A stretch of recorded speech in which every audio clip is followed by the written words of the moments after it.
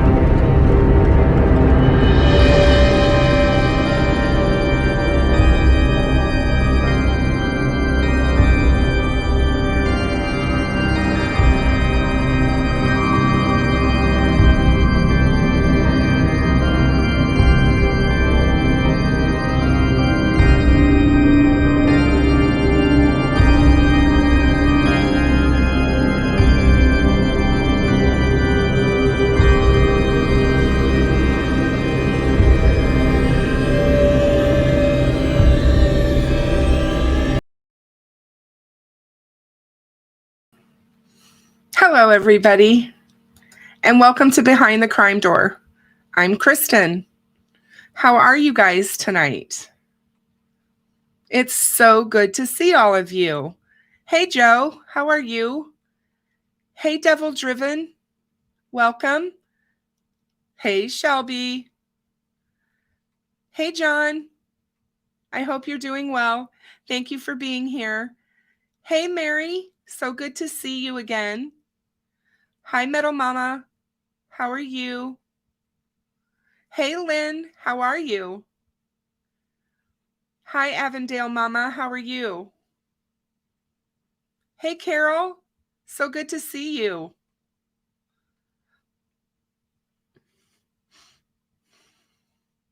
Hey, Danger Dave. How are you? Hi, Tech Death. So good to see you. So much going on. I have a very special guest with us tonight. I have my daughter. Some of you who've been here for a long time will know her as Shelby Harris. And she is in the chat, but she's going to be on the show with me tonight. And she and I are going to start covering some new cases together for you guys. She is very familiar with Delphi. She has followed this case with me for probably, I would say, 3 or 4 years. I basically started talking to her about it. So she's very well aware of everything. Hey, Paris, how are you? So she follows it, like I said, with me.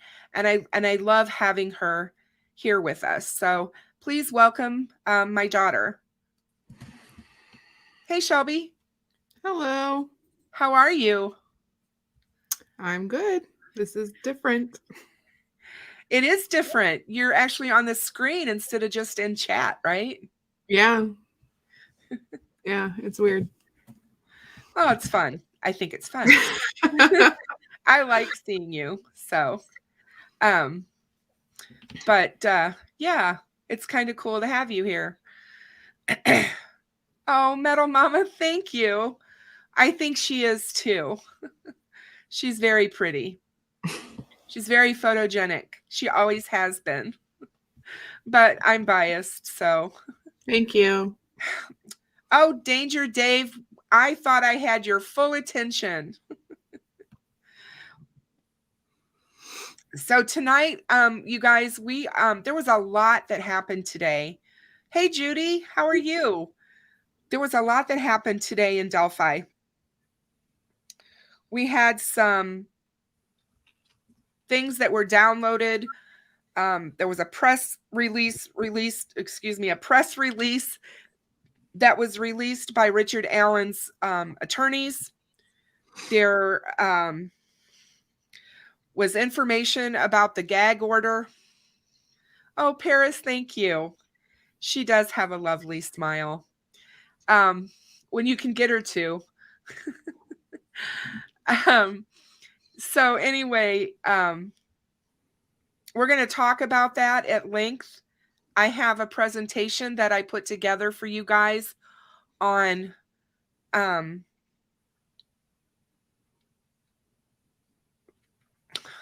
why is my brain going on firearms and Toolmarks. We're going to talk about some of the stuff with ballistics. I am Danger Dave. I'm really good. Thank you so much for asking. Feel so much better than I did over Thanksgiving. Let's put it that way. But we've had so much talk just since the PCA came out about the bullet that was found at the crime scene between the girls and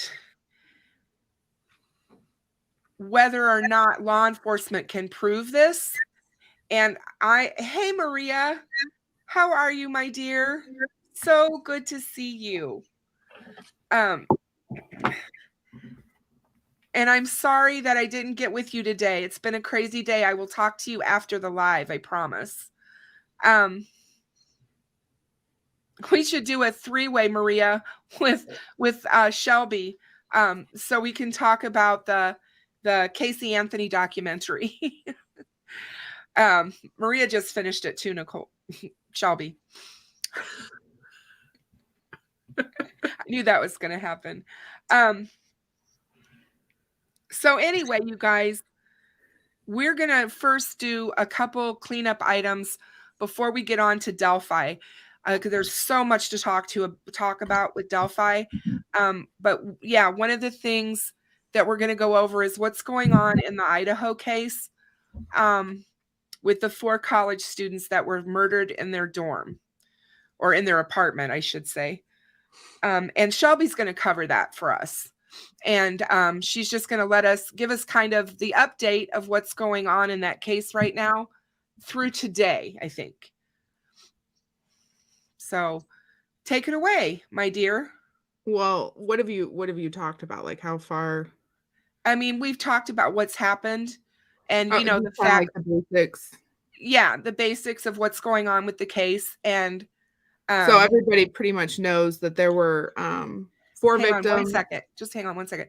Paris, just so you know, Shelby and I will be covering the Casey Anthony case, not this Saturday, but next Saturday. So that my whole show will be about, we're going to go through the Casey Anthony case. So it might shock a lot of you. You might be mad at me after you hear what I have to say about the Casey Anthony case. But anyway, we are going to cover it for you guys, and we're going to cover everything and both documentaries, and then give our take on it. So it should be a good show. But go ahead, Nicole. Let's get an update on the Idaho murders and where the case stands as of today. So I found an article on the Idaho Statesman, which is just a publication that comes from Idaho. And as we all know, I think most everybody here probably knows that there were 4 victims. 3 of the girls were roommates, and then one of the girls' boyfriends had been spending the night. And all 3 of them were murdered. And then 2 of the roommates came home about 1 a.m. they were at a different party. They weren't out with everyone else, and they were spared for whatever reason. The police in this case are, I think, taking their cue from Delphi, to be honest with you. They're keeping everything pretty close to the cuff, and they are not telling the press or the public too much about what they have as far as evidence goes. I couldn't find a whole lot, which, in my opinion, as we've talked before, Mom, that's the way law enforcement should do it. They don't owe us anything. So they're assuming the time of death was between 3 a.m. and 4 a.m. that Sunday. And the autopsies did confirm that all 4 died of blunt force wounds, multiple ones, and nobody had any SA that they can tell. So that's kind of an interesting factor. There are some rumors out there that one of the girls, I can't remember, I think it was Goncalves, I think that's how you say her name, had a stalker, but they have yet been able to confirm any of that. I did go through some social media things about the case, and there's a lot of people out there that are already putting out false information. So they looked up their phone records. The 2 girls called Jack several times before they were murdered. He's been cleared. He's been cleared. He's not a person of interest. He's not a suspect. He's been cleared. And didn't is it Kaylee? Didn't Kaylee's parents come out and say that they believe that because they were very close to him? And yeah, I think so. I think, yeah, they agree they with had that. dated off and on for a couple of years, I think. There's video that I know Entertainment Tonight showed of them at the food truck that they stopped at on their way back home after their party. And you know how the media is. So they focused in on this one person kind of near the food truck, kind of near the girls, but not, you couldn't tell if they were together. They have also cleared him as well. He is not a suspect, nor is he a person of interest, and we don't know his name. We don't really need to know his name. So everything as far as the campus goes has kind of gone back to quote unquote normal. Since all of this, some students have returned to campus. They didn't give a number, but there are students who have chosen to continue the rest of the semester remotely. So they're not comfortable to come back, which that makes sense to me. I don't know how safe I would feel, even though the police have kind of said that they don't think that anybody else is at risk, which leads me to think they have some sort of a lead that they're not sharing. I have my own theory, but I'm not going to share that. So, Maria says she felt so bad for that guy. He seemed like a designated driver to me. Lots of YouTube channels honed in on him in those first days as if he was a suspect. They did. And you know, we're going to cover that a lot when we do the Casey Anthony case, as far as how the media makes their own narrative and they really stick to that narrative rather than following evidence and facts and things like that. They don't care. It's all about views and selling newspapers. There is a map that I think Mom can pull up on her screen. Yeah. I gotta see if I can make, maybe your picture will be, I can read it. So this is one thing that they did release. And it's just kind of like of a timeline of where all 4 victims were throughout the night. The different parties that they were at. The blue is the residence where they lived. And you can see that Ethan and Anna were at the Sigma Chi party, which just was like a block or 2 from their house, super, super close. And then the different times in which everyone returned back home. So again, we don't know if this is significant in any way, if somebody was, following them or watching what they were doing. But I think it's kind of interesting that all four of them weren't together, but that they all met the same fate. So I think what's interesting here, in my opinion, is how close of a timeline we have. Yeah. This timeline is tight, which reminds me a lot of Delphi, because Delphi is tight as well. And when you look at this, they were out all doing their own different things. And then at around the same time, they all return home. And, and they get there about, like I said, around the same time, which it may have been planned that way, that they were going to hang out for a little bit before they went to bed or, whatever. But yeah, it's very, very interesting that the timeline is so tight on when all this happened. It really is. So there are reports that in 1999 there was a double stabbing in Pullman, Washington, as well as in 2021 there was another stabbing in Salem, Oregon. They do not believe that these are related to any of this. There was also, I believe, a dog that had been attacked involving a knife in Moscow, which the sheriff's office has also said they believe to be completely unrelated to this incident. Yeah, that dog was skinned. Oh, they skinned that poor dog. Oh, that I hadn't. That was not in this article. I hadn't heard. That was awful. That's a whole nother issue. That's a whole sick person. That's a very sick individual. Yeah, that's somebody who's practicing right there. Yeah, it's practicing serial killer for sure. So and John's right. The feeding frenzy on this Idaho case is over the top, especially by certain major media outlets.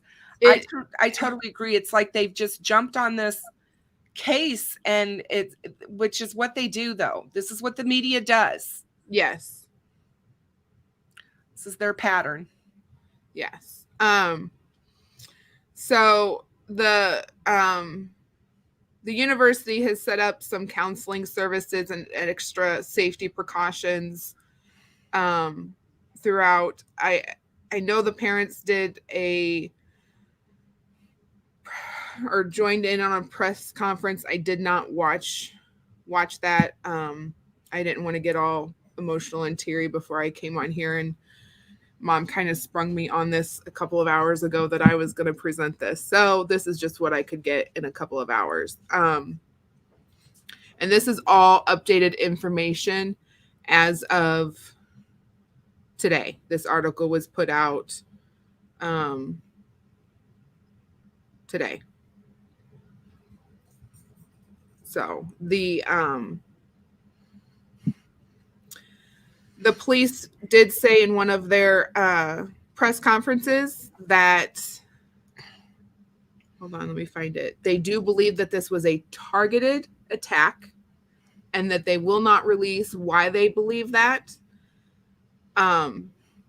He said, you're just going to have to trust us on that at this point, because we're not going to release why we think that. So they've obviously got some pretty strong evidence that are leading them down a certain direction. In my opinion, it's a pretty violent crime scene, just from the little bits and pieces that we've gotten, which would lead you to believe that it was personal. So that I'm assuming not all 4 victims were targeted. It was most likely one. We just don't know which one. And that the other ones were just in the wrong place at the wrong time.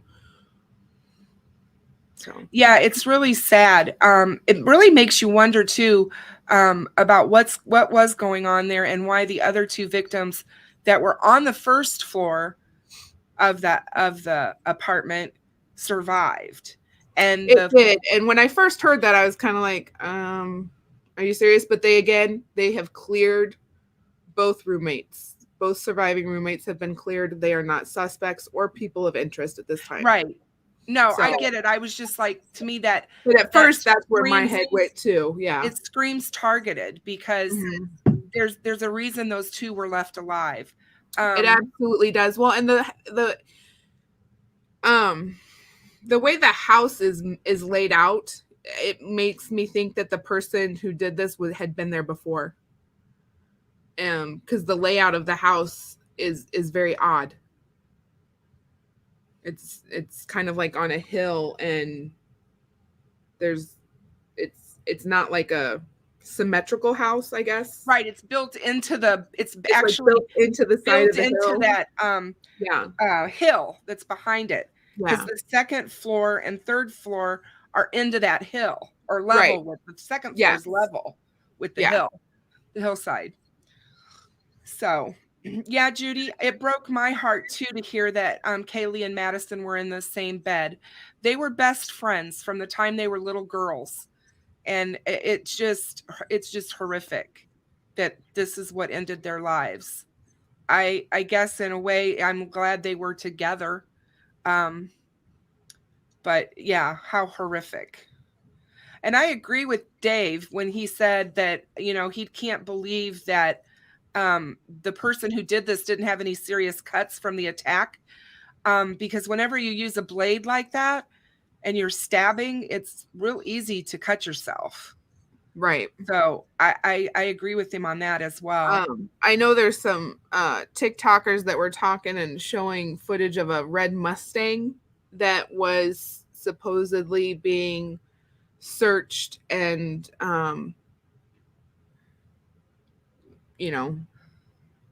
what's the word I'm looking for? Processed for this incident, and the police again said no, that vehicle has nothing to do with this case. You know what, Dave? I wondered that too. If this was like a Mean Girls situation, a jealousy. Mean Girls situation, someone who has extreme jealousy, feels very put off in some way by these girls. I just have a hard time seeing girls do this, and at the same time I'm saying that, I know Maria's sitting out there thinking about the case of the girl in Mexico that just happened, where she went down on vacation to Cabo and was murdered by her friends in their hotel room. There's several cases that have happened where friends have led their so-called best friend to their demise at their hands. People get tunnel vision again with cases like this, and they always seem to think that it's a male suspect, and that's not always the case. Women can be just as violent as men can be. Oh yeah, for sure. Hey, little daisies, good to see you. Hi, Kanga Blue, good to see you as well. Avondale Mama, you could be right, a knife guard. So it does depend on what kind of a blade they were using. It just said, her name was Janquella Robinson, and so sad. I mean, they videotaped it and put it out online. There's videotape of them killing her. It's terrible. I'm trying to find it. The police did describe what they believe the murder weapon was. So, and also the 911 call did come from inside the house. One of the roommates made that phone call when they woke up the next morning.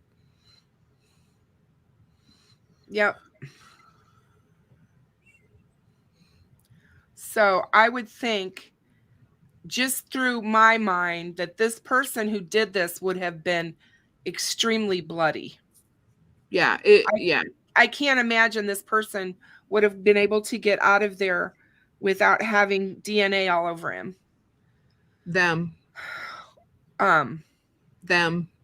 Or if it was more than one person. I just meant we don't know if it was a we don't know if it was a him, them, or her. Whatever. Right. Yeah. Gender neutral. Danger Dave. This is Shelby Harris. She's my daughter.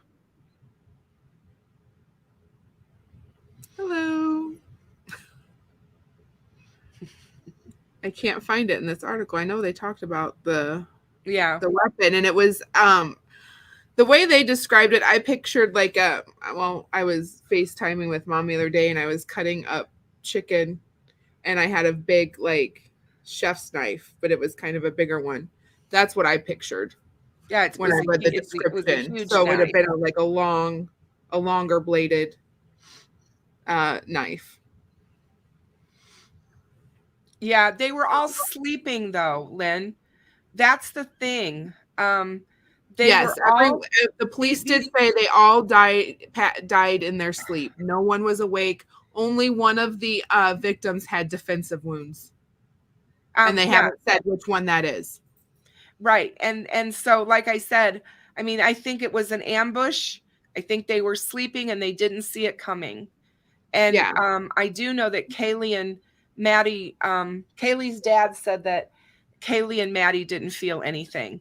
They were gone before. As far as, Ethan being a big guy, you take your biggest threat out first. We've seen that in numerous cases where families have been attacked and murdered. The father, is the very first victim.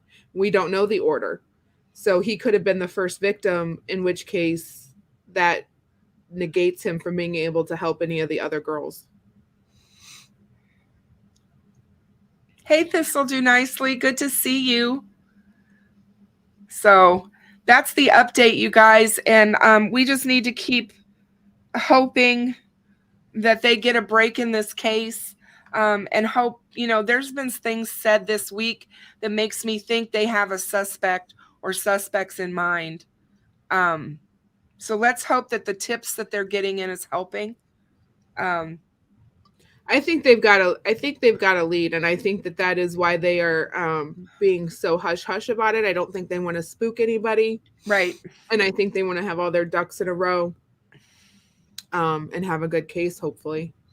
Hey, Digital, so good to see you. Hey, Michelle, how are you? Good to see you. Yeah, I agree with you absolutely.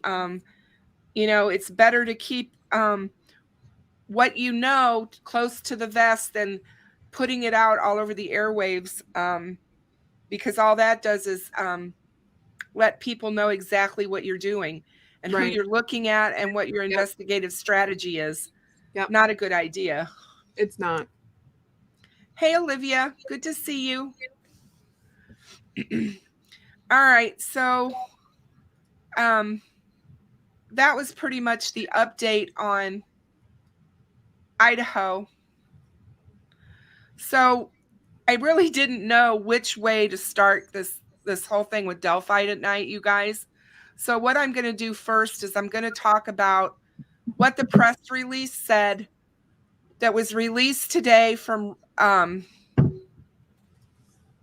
Richard Allen's attorneys.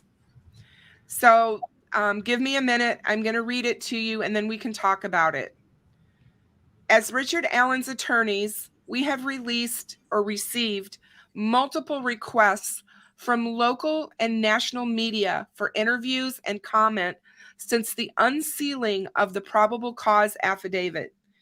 It would be virtually impossible to comply with these requests and continue to focus on the merits of Rick's defense. Therefore, we offer up these thoughts. We do not want to try this case in the media, and we intend to adhere to the Indiana rules of professional conduct that provide guidance on pretrial publicity. However, the police and prosecutor's office have conducted many press conferences over the 5+ years of this investigation and following our client's arrest. On the other hand, Rick's ability to assert his innocence has been reduced to only one short post-hearing press conference. Accordingly, we feel it appropriate, necessary, and within the bounds of our rules of professional conduct to make a few comments concerning the probable cause affidavit and Rick's innocence. Rick is a 50-year-old man who has never been arrested nor accused of any crime in his entire life. He is innocent and completely confused as to why he has been charged with these crimes. The police did not contact Rick after Libby German and Abby Williams went missing. Rather, Rick contacted the police and voluntarily discussed being on the trail that day. Like many people in Delphi, Rick wanted to help any way he could. Rick contacted the police to let them know that he had walked on the trail that day, as he often did. Without Rick coming forward, the police probably would not have had any way of knowing that he was on the trail that day. Rick volunteered to meet with a conservation officer outside of the local grocery store to offer up details of his trip to the trail on the day in question. Rick tried to assist with the investigation and told the police that he did recall seeing 3 younger girls on the trail that day. His contact with the girls was brief and of little significance. Rick does not recall if this interaction with the conservation officer was tape recorded, but believes that the conservation officer scribbled notes on a notepad as Rick spoke to him. Hold on one second. After Rick shared his information with law enforcement officials, he went back to his job at the local CVS and didn't hear from the police for more than 5 years. The next time Rick heard from the police was in October of 2022. This was approximately 2 weeks before a contested sheriff's election and within days of a federal lawsuit filed against the Carroll County Sheriff's Office by its former second-in-command, Mike Thomas. In the lawsuit, Thomas claims that he had made suggestions and offered assistance in the investigation of a high-profile child homicide investigation, but those suggestions and offers were rejected by the sheriff. Thomas further claimed that the sheriff and others in the department feared the disagreements with Thomas would become publicized as a result of the political campaign for sheriff. Thomas claims in the suit that he was ultimately demoted and replaced by Tony Liggett, who later that year won the 2022 election for sheriff. Furthermore, Thomas claims he was also removed from high-profile cases. Rick was ultimately arrested on or about October 28, 2022. In the 5+ years since Rick volunteered to provide information to the police, Rick did not get rid of his vehicle or his guns, and he did not throw out his clothing. He did not alter his appearance. He did not relocate himself to another community. He did what any innocent man would do and continued with his normal routine. The probable cause affidavit seems to suggest that a single magic bullet is proof of Rick's guilt. It is a bit premature to engage in any detailed discussions regarding the veracity of this evidence until more discovery is received, but it is safe to say that the discipline of tool mark identification, ballistics, is anything but a science. The entire discipline has been under attack in courtrooms across this country as being unreliable and lacking any scientific validity. We anticipate a vigorous legal and factual challenge to any claims by the prosecution as to the reliability of its conclusions concerning the single magic bullet. On Rick's behalf, we argued to have the PCA unsealed. Rick has nothing to hide. As importantly, we were hoping that we would receive tips that would assist us in proving up his innocence. And not surprisingly, we have been inundated with tips from a variety of sources, all of which will be vetted by our team. Although it is the burden of the prosecutor to prove Rick's guilt beyond a reasonable doubt, the defense team looks forward to conducting its own investigation concerning Rick's innocence. We appreciate those that have reached out to support his cause. The prosecutor mentioned at the last hearing his belief that others may have been involved in the killing, yet there was no mention in the PCA about a second suspect involved in the killing. The defense is confused by such discrepancies in the investigation and will be in a better position to respond as more discovery is received. Rick Allen owned a Ford Focus in February of 2017, and his Ford Focus is not in any way similar to the distinctive look of the PT Cruiser or Smart Car that was described by the witnesses. It seems that the Carroll County Sheriff's Department is trying to bend facts to fit their narrative.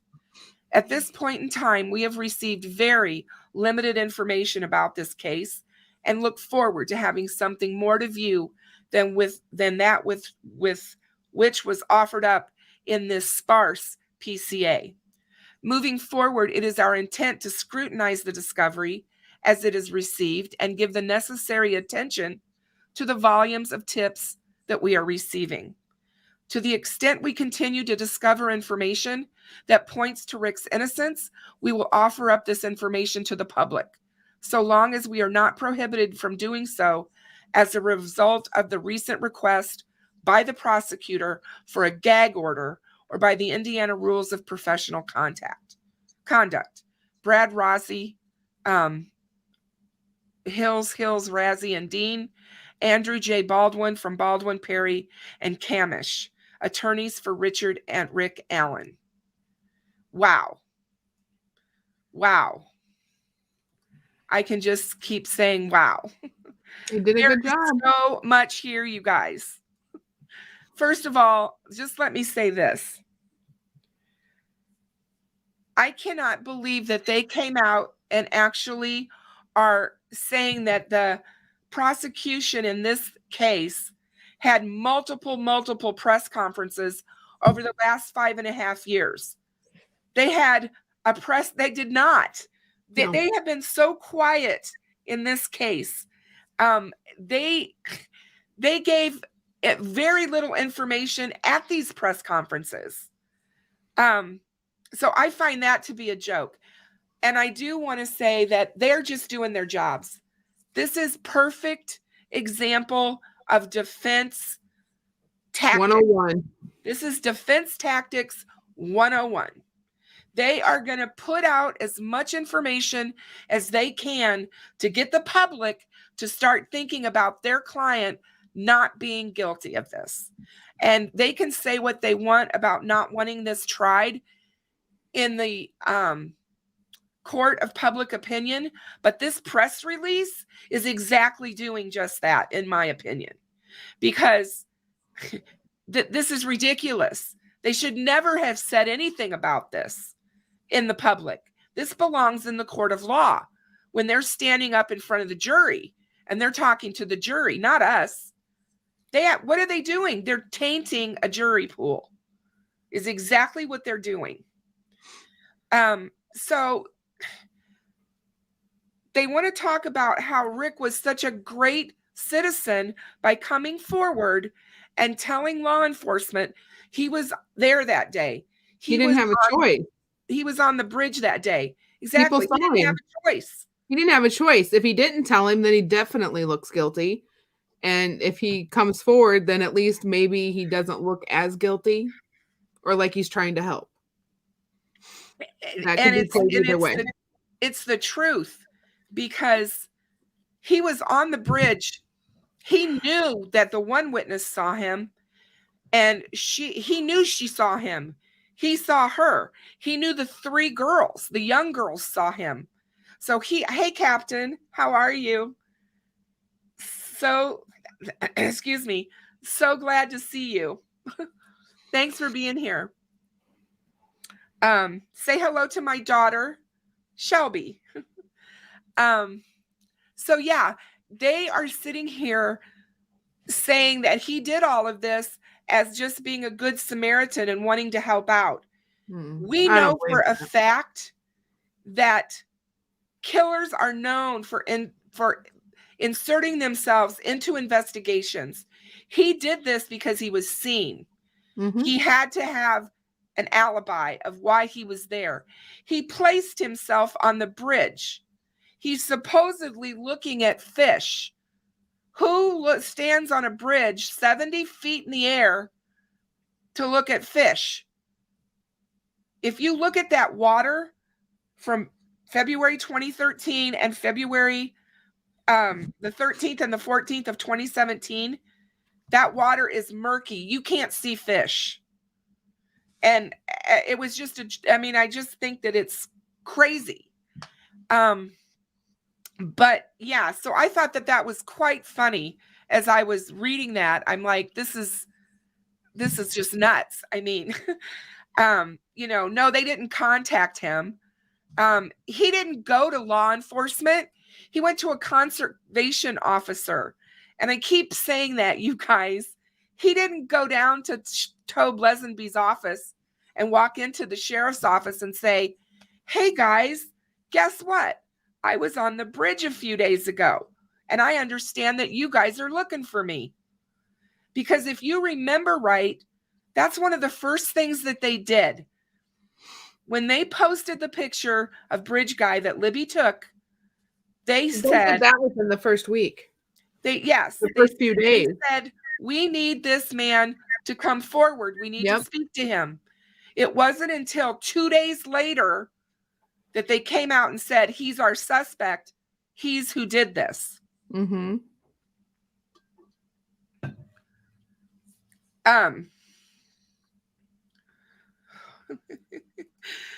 Captain, you and me both.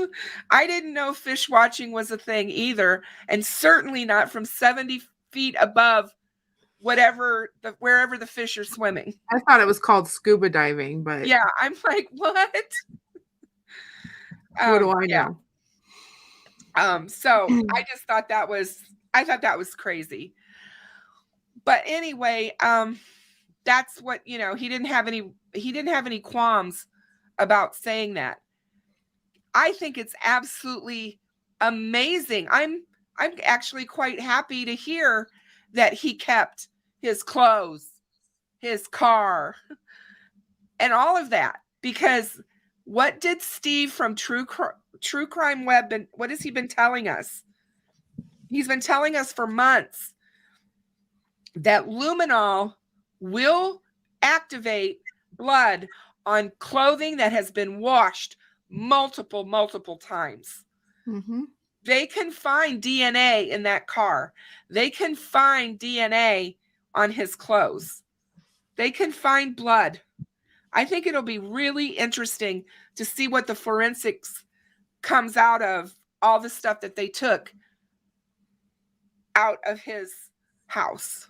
Well, I think it's also kind of an insult that they say there's not any true evidence for him. Well, first of all, there has to be, because they got an arrest warrant. And you can't just go get an arrest warrant on some whim that, we think this is the guy that did it. You have to have something that puts him there at the time, interacting with the girls, and so on and so forth. And then not just on the bridge, but at the scene where they found them. I think they can link him to that spot. My guess. I do too. I mean, there's multiple witnesses that did see him that day. Yeah. And if they're able to look at his photo and say that's him, okay, that's eyewitness testimony. That's not well, but you got to be careful with the eyewitness testimony. And we all know that people see things differently, and that's why I believe the way they describe the cars. The thing that's important about the cars is both witnesses who described the car had it exactly where it was parked, had it exactly backed up to the building to where you couldn't see the license plate. To me, that's more important than what the color and make of the car was. One of the guys driving down the Hoosier Heartland Highway, which is 25, he was probably driving 50, 65 miles an hour. He may not remember the make and model and color of the car, but he remembered how it was parked up close to the building, unusually. I think that is so important.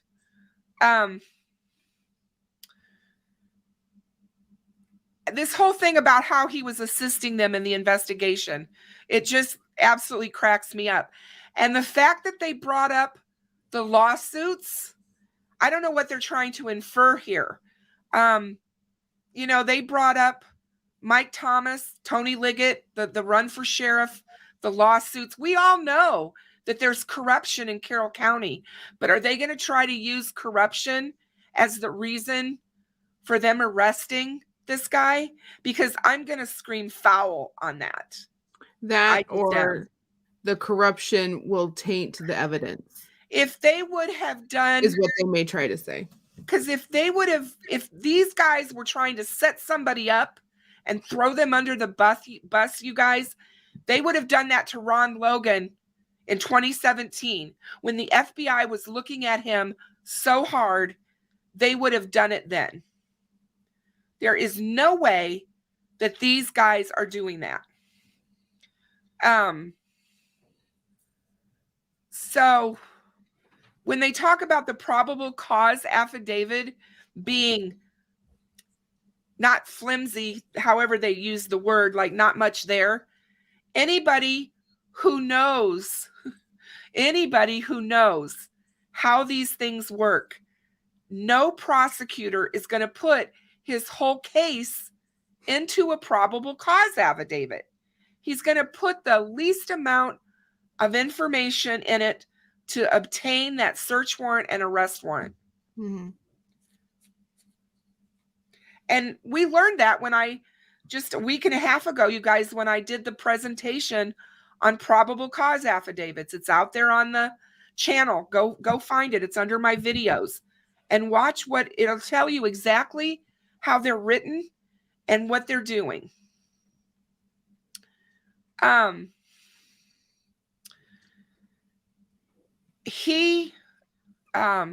see. I never said for 1 second that this case is going to be easy to try, because it's not. We've all said that for 6 years, that once they brought this case to trial, that there was an uphill battle. The time alone is just the fact that it's been 6 years. That's going to be. It is. Significant. People are going to talk about things like, well, their memories aren't that good. It's been 6 years. How can they still remember this stuff?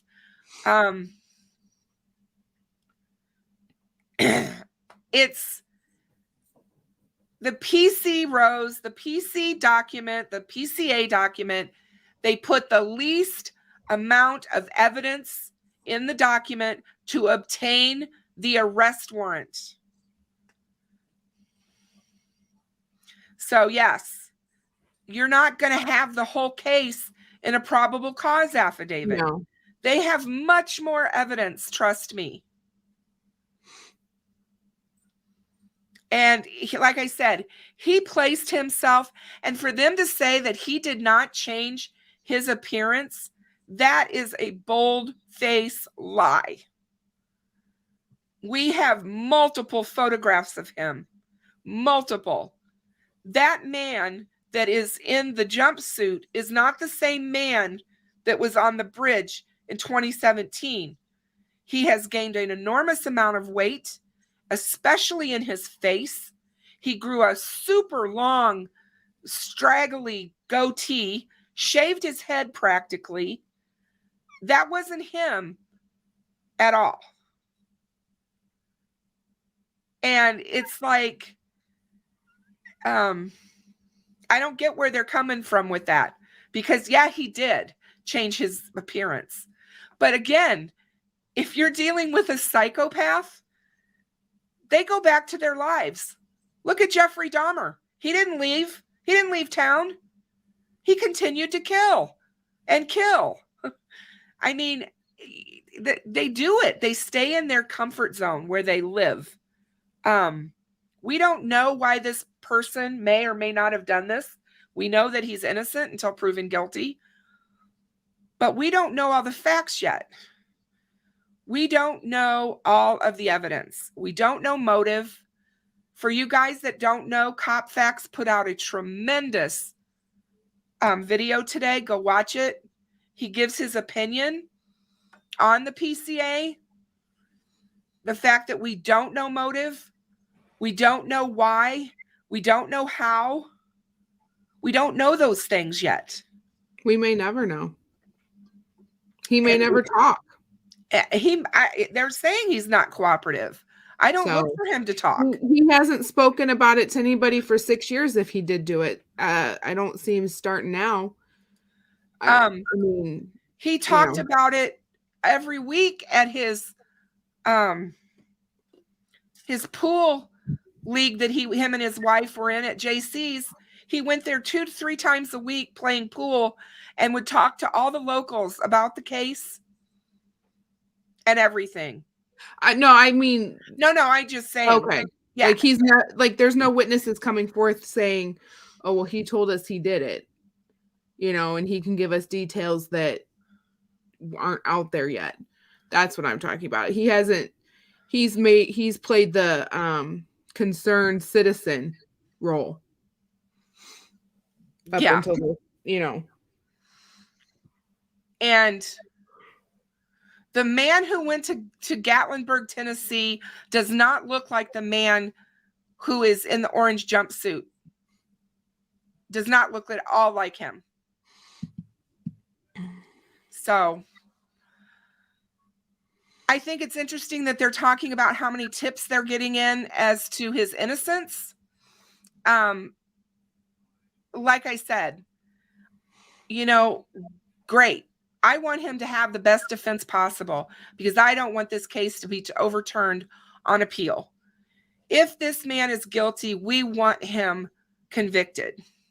Yeah, you want his defense team to do a good job. My point right now is, and what I'm having a hard time dealing with across social media is all the people who want to defend him.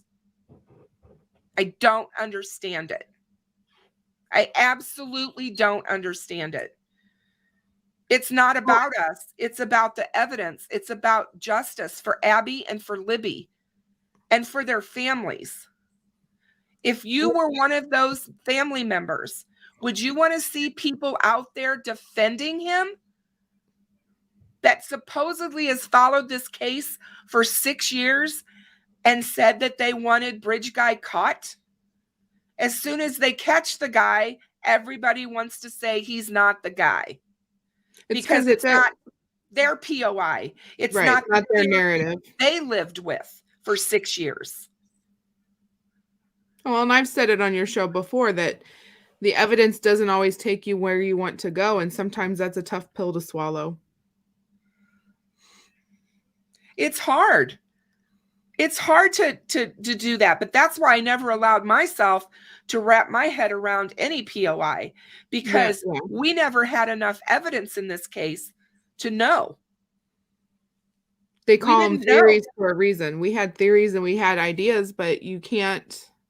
I can talk about those behind the scenes, but I'm not going to go out on my channel or on my subreddit and put that stuff out there. Right. I will talk about possible theories about how so-called Bridge Guy might have done this or that. But yeah, I'm not going to talk about a person. No. And whether people like it or not, he is innocent until proven guilty. He is. So, most definitely. And he deserves. He is entitled to his defense, and you want him to have a good defense. You want him to have a very good defense. To put out that reasonable doubt. And then it's up to the jury then to filter through the evidence and decide whether the evidence can stand up to it. As far as I know, Jane from Red Rock Country, yes, his wife is standing by him. As far as I know. But as I said, they were high school sweethearts. They've been married for 30 years. It's going to be hard for her to wrap her head around. The fact that they're calling it the magic bullet, that really bothered me as well. To me, that's just salacious. What do you mean by that? Did you? Are they trying to? It was there, or yeah. It's like the girls didn't put it there. I can probably guarantee you that. How the heck did it get there? Especially when it matches his gun. Yeah. And we're going to get into that because I do have a presentation for you guys, but the press release is what it is. I will post it later on my community page. So if you guys want to go actually see it,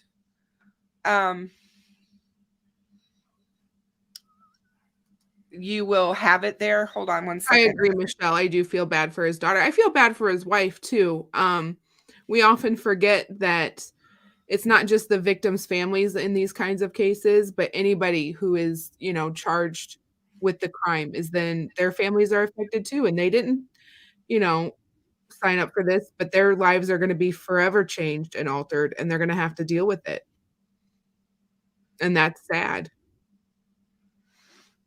So one of the other things that happened today, you guys, y'all heard about the fact that there was information put out in the airwaves that, and I think I heard the murder sheet did this, but haven't been able to find. I was a busy day, so I did not get to verify that. So if someone knows, let me know. But they put out there that Richard Allen was overlooked due to a misfiling error by a civilian employee with the FBI. And I just want you guys to know that the FBI in Indianapolis responded to those accusations. FBI Indianapolis responds to accusations claiming Delphi double murder suspect Richard Allen was overlooked due to a misfiling error by a civilian employee with the FBI. As stated in the past, this is a complex, multi-agency investigation. The implication that an alleged clerical error by an FBI employee caused years of delay in identifying this defendant is misleading. Our review of the matter shows FBI employees correctly followed and established procedures. I just got a notice from Richard Allen's attorneys. They would be sending out some type of statement tonight. I'm not sure if it has to do with this topic or another, but I will share it as soon as I get it. And that was from Angela Ganote, and she is with Fox 59, I believe. So, I just think that that's, again, we've talked about it. It's like everybody wants to point fingers and throw law enforcement under the bus. We're not even there yet. This case is just starting to get started. Well, it probably won't go to trial for at least another year to 2 years. Yes, and I am going to absolutely, hey, True Crime Web. Hey, Mr. Steve, how are you? Tell Mrs. Steve I said hello, please.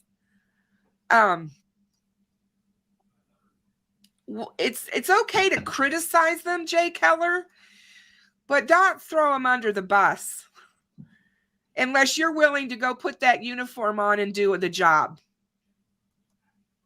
They have it tough. And especially in this day and age. And they're human. They make mistakes.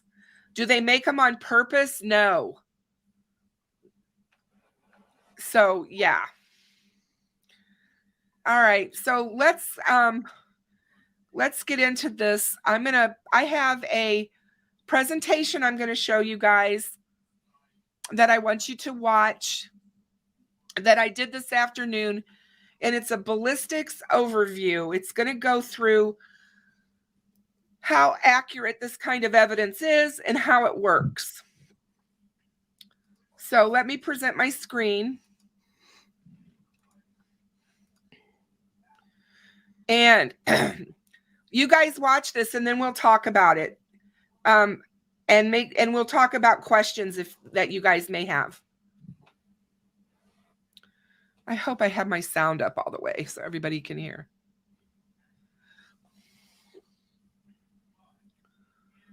Here we go. How accurate is this kind of evidence? A ballistics overview. What is forensic ballistics? Forensic ballistics involves the examination of evidence from firearms that may have been used in a crime. When a bullet is fired from a gun, the gun leaves microscopic marks on the bullet and cartridge case. These marks are like ballistic fingerprints. If investigators recover bullets from a crime scene, forensic examiners can test fire a suspect's gun, then compare the marks on the crime scene bullet to marks on the test-fired bullet. The examiner will then assess how similar the two sets of marks are and determine if the bullets are likely to have been fired from the same gun or different guns. Cartridge cases are compared in the very same way.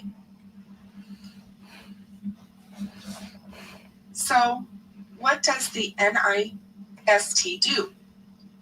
For roughly a century, forensic ballistics experts have been comparing bullets and cartridges cases by visually examining them under a split-screen microscope. After comparing the bullets, the examiner can offer an expert opinion as to whether they match but cannot express the strength of the evidence numerically. NIST scientists are developing methods that will allow an examiner to attach an objective, statistically meaningful measure of certainty to their testimony. We also produce the NIST standard bullet and the NIST standard cartridge case. These aren't real bullets or cartridge cases, but precisely manufactured replicas of fired bullets and cartridge cases with known ballistic fingerprints. Crime labs use these standards to calibrate their instruments, which helps ensure that their examinations produce accurate results. How good a match is it? A fired bullet with rifling impressions from the barrel of a gun on the left, and a fired cartridge case and a fired bullet on the right, experts can often identify the weapon used based on rifling impressions on the bullet or breech face and firing pin impressions in the primer at the base of the cartridge case. The research: forensic topography and surface metrology, NIST ballistics toolmark database, and statistics for ballistic identification. These are just many of the different research tools that the NIST offers to forensic laboratories all across the US of A.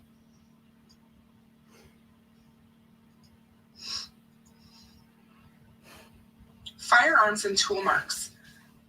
Our goal is to build a scientific infrastructure for objective forensic firearm and toolmark analysis with a rigorous evaluation of uncertainty to quantify the strength of the evidence for experts' testimony in court proceedings. What is firearm and toolmark analysis? When a firearm is fired, it leaves marks on the bullet and the cartridge case. Forensic firearm and toolmark examiners compare these marks to evaluate whether a bullet or a cartridge case recovered at a crime scene was fired by a particular firearm. A similar comparison is performed for marks left by other tools, such as a screwdriver, pry bars, and bolt cutters. When a bullet is fired from a semi-automatic handgun, the gun leaves distinctive markings on the cartridge case. These markings can be used to match the case to the gun from which it was fired. When the trigger is pulled, the firing pin springs forward and makes contact with the primer, igniting the gunpowder and propelling the bullet through the barrel. This contact leaves a small hemispherical mark near the center of the case. As the expanding gas propels the bullet out of the barrel, the case is pushed backward into the breech face. This creates an impression of the breech face on the rear of the case. The backward force also pushes the slide backwards. As this happens, the extractor pulls on the case, leaving a grip impression on the side. As the slide nears the end of its movement, the case makes contact with the ejector, causing the case to flip up and out of the slide. This leaves a small mark on the bottom left of the case.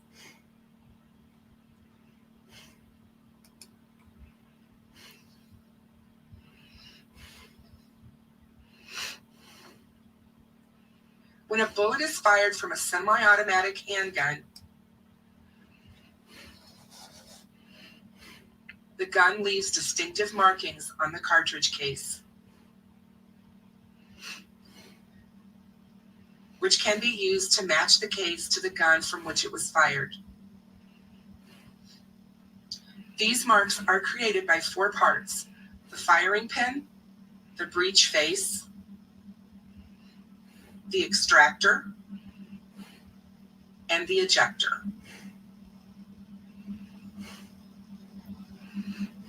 Each part has the potential to leave distinctive microscopic marks on the fired case.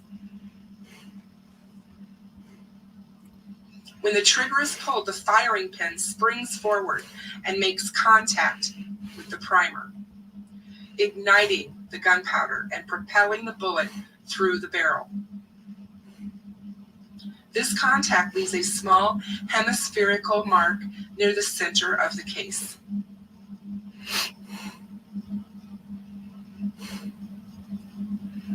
As the expanding gas propels the bullet out of the barrel, the case is pushed backward into the breech face. This creates an impression of the breech face on the rear of the case.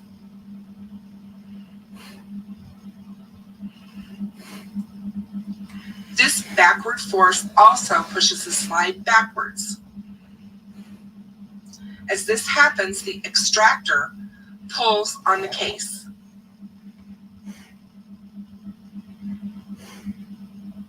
Leaving a grip impression on the side.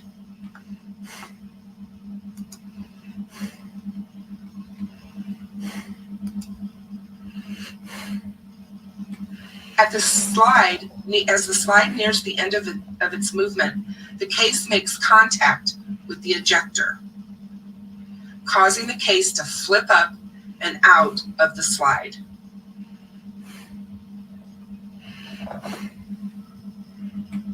This leaves a small mark on the bottom left of the case.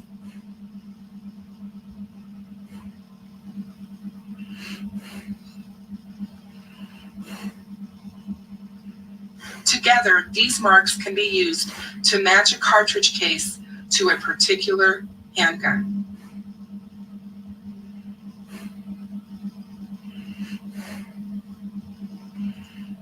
Why is the National Institute for Science Technology involved in firearms and Toolmarks?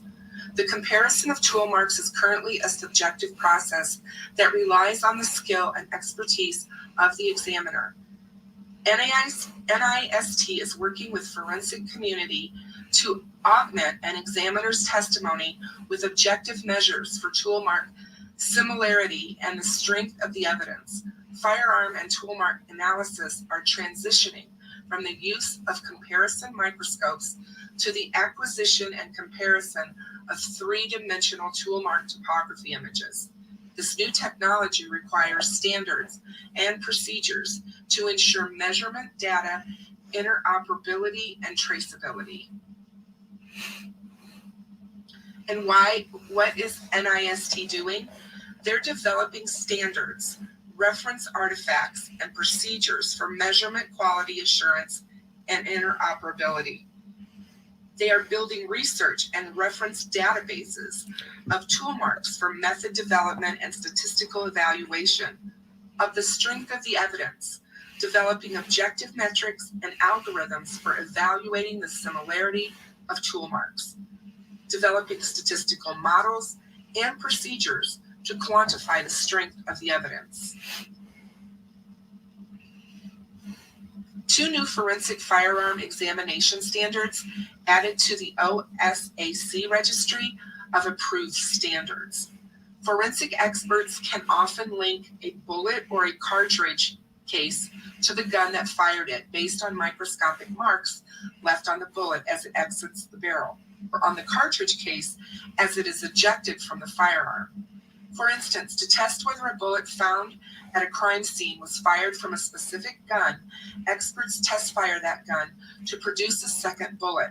They then compare the microscopic marks on the pair of bullets to see how similar they are.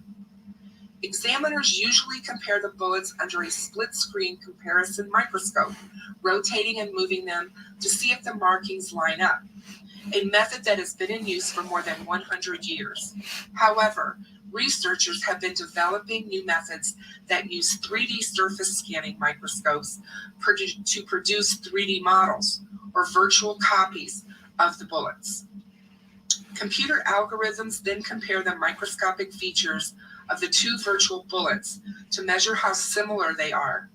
3D methods are not yet widely used in forensic labs, but for labs that wish to implement them, the new standards provide guidance.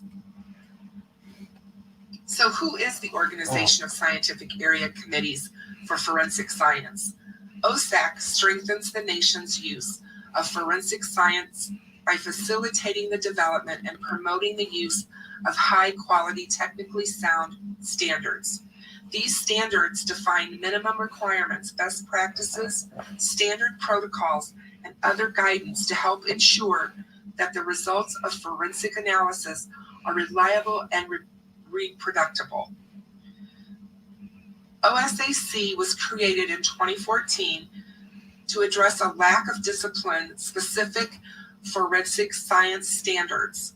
OSAC fills this gap by drafting proposed standards and sending them to standards developing organizations, which further develop and publish them. OSAC also reviews standards and posts high-quality ones to the OSAC registry. Inclusion on this registry indicates that a standard is technically sound and that laboratories should consider adopting them. Recent additions to the registry cover DNA mixture interpretation, digital evidence examination, and wildlife forensics. Hundreds more are in the pipeline. OSAC's 475 plus members work in forensic laboratories and other institutions around the country and have expertise in 22 forensic disciplines, as well as scientific research, measurement science, statistics, law, and policy. OSAC drafts and evaluates forensic science standards via a transparent, consensus-based process that allows for participation by all stakeholders. This is a fired bullet on the left and a bullet and cartridge case on the right. Forensic experts can often link a bullet or a cartridge case to the gun that fired it based on microscopic marks left on the bullet as it exits the barrel, or on the cartridge case as it is ejected from the firearm.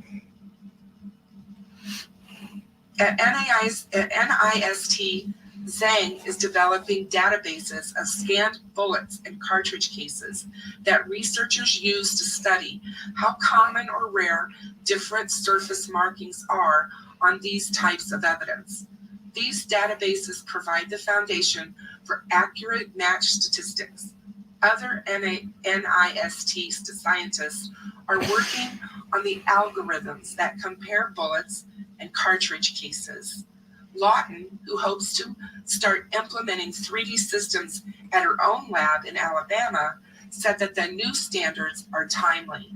We are right at the cusp of this transition, she said. Having these standards available now rather than after labs have already installed new systems will help ensure that people get this right the first time. In the United States, there is no regulatory authority that sets mandatory standards or requirements that crime laboratories must follow. However, many labs choose to voluntarily implement standards on the OSAC registry to improve their processes and to demonstrate their commitment to quality and accuracy. More standards are in OSAC's registry approval pipeline, including ones for fire and explosion investigations and toxicology. OSAC also recently started drafting new standards for sexual assault examinations. This is a 3D topographic surface map of the base of a fired 9mm bullet. This visualization shows the grooves imparted on the bullet by the barrel of the gun that fired it. These 3D surface maps produce more detailed comparison data than the two-dimensional images that are traditionally used to match bullets.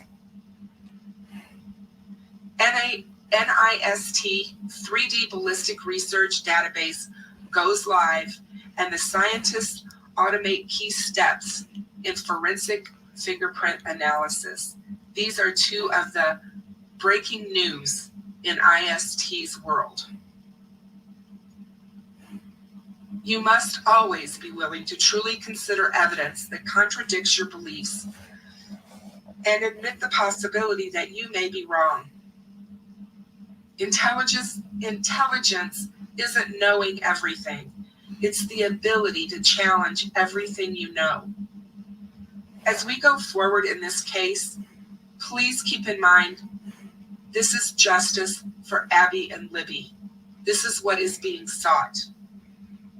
Please consider, as you read through the evidence and you read through the documents that are coming from the court as well as the lawyers, everything has to be looked at, examined, and carefully thought out about whether or not your biases are flooding your eyesight. And so you are not really examining the evidence with a non-biased opinion. We as human beings all have confirmation bias. All of us. And it's something that we have to work at as human beings. Abby and Libby deserve justice. These investigators have worked 6 long years to bring that about. Instead of being negative about what is happening, let us try to remain positive and confident in what is going on. We do not have all of the evidence. Right now at the Monon High Bridge, they are repairing the bridge. They have taken off the railroad ties and they're laying down a path across the bridge. It no longer looks like the same bridge. It is still the place that 2 beautiful young girls lost their lives on that February afternoon in 2017. It's still the place where the German, Patty, and Williams families know that their girls ceased to be with them forever.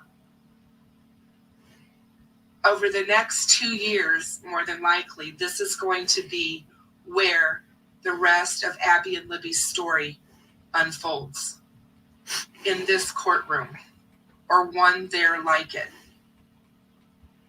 We need to remember that everything we say, everything that we do on social media makes a difference. So, as you're reading the news reports and the media reports, please remember that we should not be trying anyone on social media. That is not what we should be doing. Discussing evidence, discussing circumstantial evidence and direct evidence is one thing. But convicting Richard Allen before he's had his day in court is not something that will be beneficial to this case, whether it's being done by the prosecution or whether it's being done by the defense. Now that there's a gag order in place, we also need to keep ourselves in check as we continue to report and tell their story, because how we tell their story matters. Thanks everyone for watching Kristen Behind the Crime Door. I certainly appreciate each and every one of you. Please like, subscribe, and share my video, and make sure that you ring the bell so that you get notified the next time I drop a video. Thank you again for watching.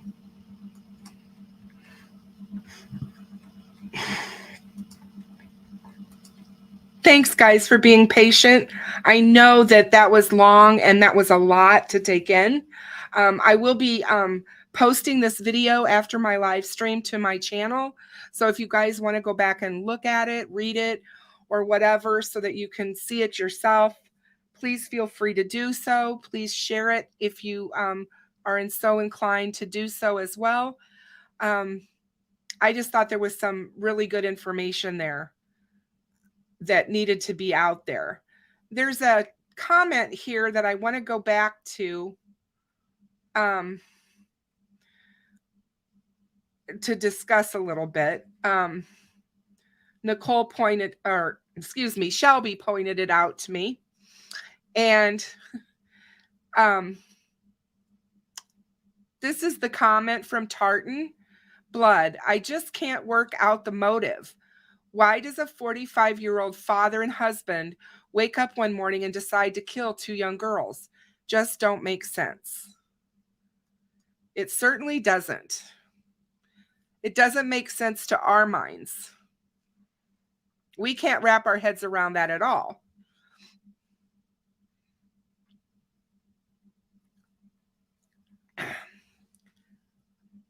Shelby, unmute yourself. There we go. Sorry. Okay, there you go. If you can wrap your head around somebody, whether it is the first time, second time, or 12th time that they've done this, then that needs some self-reflection, first of all. Like, killing other people doesn't make sense logically in my brain. Second of all, we don't know that this was his first time. This is his first time being caught. We don't know his history. This is not the only place he's lived. This isn't the only place he's ever been. There is so much yet unknown about this person. So you can't just go around and make assumptions one way or the other. Maybe it was the first time and he got lucky. Who knows? I said early on, the first time I was on the show with Mom, that I thought this was easily two people and definitely not the first time. But I could be wrong. Like, that's not what the evidence says. So, well, yeah, Nick McClelland, the prosecutor, came out in the press conference on my birthday when they arrested him, after they arrested him, and said that they do not believe he's the only actor in this scenario. Now, there's nothing about that in the probable cause affidavit, but there doesn't have to be. There wouldn't be. There wouldn't have to be. If they haven't got that person yet, or if they don't know who that person is, they're not gonna put that information into a PCA and let them know that they're on to them. Well, because if he did not act alone and there's somebody else, now that he's been arrested and charged, they're going to be nervous. Oh yeah, no, exactly. And as far as motive, we may never know motive in this case. A lot of times these types of killers never reveal their motive. All you have to do is look at Ted Bundy. Ted Bundy didn't talk about his crimes. He didn't talk to law enforcement about what he was doing and why. He didn't start talking to law enforcement until the very end, when he thought that he could get his death sentence prolonged if he started giving them some of the information that they wanted from him. That's the only reason he spoke. Some of these guys are so narcissistic and so psychopathic that they're not going to talk to you. No. And I said it before, if Richard Allen is truly bridge guy, and in my mind, from what I've seen, just what I've seen, and it's not even half of what they have, maybe not even a third of what they have. You know, he looks, the evidence against him looks pretty damning, in my opinion. Well, yeah, and they also have, and I think this is true, I can't remember for sure, that they have more video than what they've released. So there could be better images than what we have seen of Bridge Guy. Exactly. And so from the pictures I've seen and the images side by side, it looks to be him. But we haven't seen all that video. So it could really be absolutely very clear who it is. They also could have matched his voice by now. Yeah. They could have done voice analysis on him. There's just all kinds of things that's still out there. We've heard from day one there was a fingerprint left at the crime scene. If they have a fingerprint on that bullet and he was not in the system, which Kim Riley told us early on when Michael Catt did his interview. If you guys, those of you who are old timers to this case, you'll know who I'm talking about. Kim Riley was the communications officer for the Indiana State Police, and he's since retired. And Michael Catt was a true crime creator here on YouTube who passed away and last December. But Michael did an interview with Kim Riley, and he asked him about DNA evidence. He asked him about fingerprint evidence and what kind of evidence they had. One of the things Kim Riley said is, this guy doesn't seem to have committed a crime before. And what he meant by that was the evidence that they had when they ran that through CODIS, yep, nothing came up. When they put it in VICAP, nothing came up. This guy, that led them to believe that he may very well not have committed a crime before. But it doesn't mean that he didn't commit a crime before. It means he wasn't ever arrested for one and prosecuted and held in jail for one. Not in the system. He's just not in the system. And so I've often wondered, now that we know that there was a bullet at the scene for sure, is that where the fingerprint comes from? Is that where it was at? Seems likely to me, unless he wore gloves when he was filling his magazine, which I know people who own guns and have magazines, and they don't use gloves when they do it. So that's just me. But, if they're trying to cover their tracks, anything's possible. That would be a very sophisticated thing to do, in my opinion. We also know that there was touch DNA somewhere at that crime scene. They talk about it, and they talk about the digital. I don't think the fingerprint is lost. I think a lot of what was put out there that we think we know was put out there by people claiming to have inside information that had no inside information. But if there's touch DNA from Abby, I was thinking about it the other day. They said, if you guys remember, that there was touch DNA on the shoulder of Abby's jacket. And everybody was assuming that that was from Kelsey because Kelsey loaned her the jacket. What if it wasn't? What if Bridge Guy touched her shoulder as he came up behind her?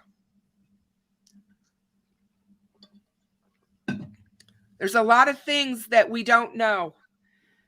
There's just so many suppositions that we can make. And, we can go down all kinds of rabbit holes. It was kind of like Steve from True Crime Web said the other night on his live, you got to be careful because you can end up going in all different directions, and we don't want to do that.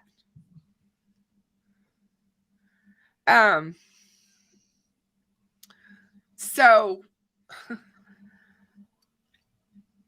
I think it's going to be interesting.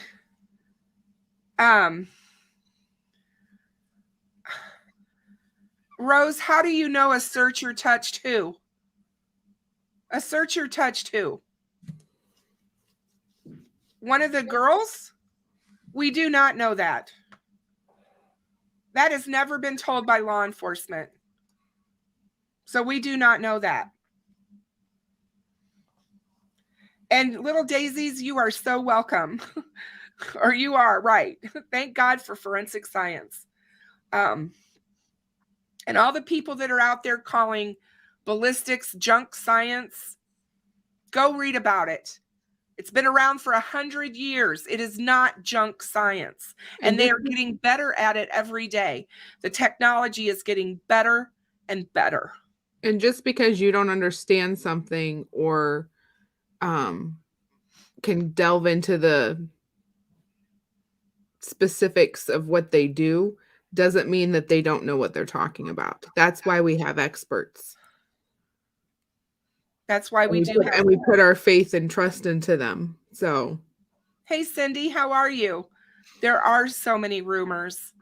There's so many rumors around this case that I've got probably 4 notebooks full of them all, just from Reddit. And that's true for any case, that especially cases that get picked up, just like Delphi and the Idaho case now. I mean, the rumors are already prolific there.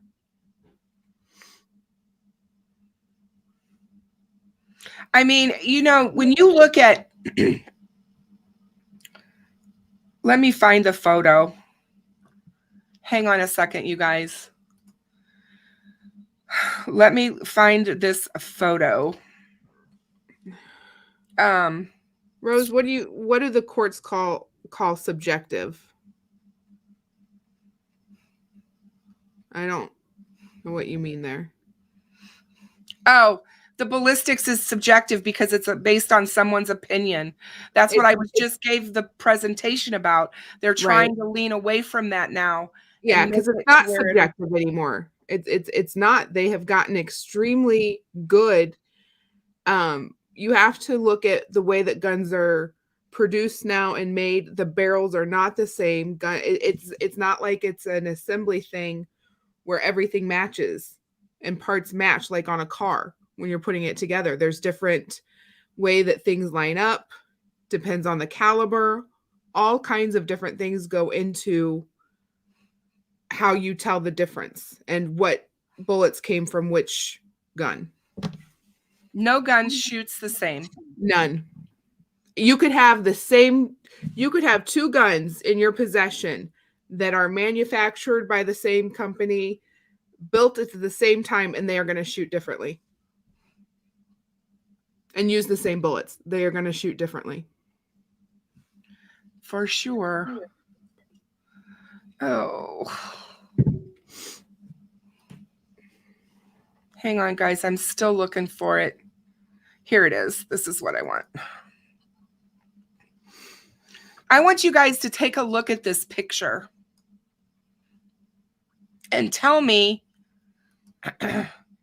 if you think this looks like the same person according to his defense attorneys. This is the picture of him with his wife in 2018 in Gatlinburg, Tennessee. And yes, I am Kristen's daughter. Good night, Louisa. And this is Bridge Guy number 1. This is the first photograph or sketch, not photograph, that was done of him and put out in July of 2017. This was actually the first one that was drawn, but this is the first one they put out. It's the eyes for me.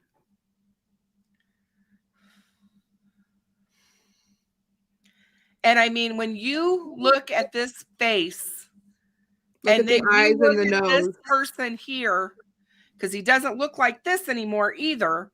Mm-mm. Let's pull up his suspect picture. Hold on a second. I got to find it. I should have had those already done. And I know I've got one here. Here it is. This is the one that the mug shot that they took of him, you guys, when they moved him. Oh yeah, he didn't change his appearance at all. Oh, you don't think that's changed an appearance? Not at all. He doesn't even look like I wouldn't know that it was the same person. This person does not look like this person, in my opinion, at all. No. At all. No. And this is also him in Gatlinburg. So you can see how this is him, but you can see how he looks differently depending on who's taking the photograph or who's taking the picture. But to me, this guy here and this guy here, it looks the same to me. And it is the eyes. When I came home that day and this picture was on my Discord along with this picture that one of my friends sent me, I was like, holy cow. And I sent it to Shelby at work. I sent it to her. I said, this is the guy they arrested. Look at him. And she can tell you how she felt. I was creeped out. I mean, and you know, if you look at the top picture with the sunglasses, that picture, there's just something menacing about that picture that is not the same look on his face below. This look, no. Yes, no. Those eyes. Oh. But the eyes are the same in all his pictures, in my opinion. And I don't know. I'm a good read of people usually. And it's always, you can tell a lot about a person through just looking at their eyes. Yeah, I mean, like I said, I think his eyes they're empty. Mm-hmm. It's like an empty look. It's like soulless. There's just nothing there. And I say that like if you showed me a picture of just that person there without me knowing who he was and what we're talking about, I'd be creeped out by him. Yeah. Same.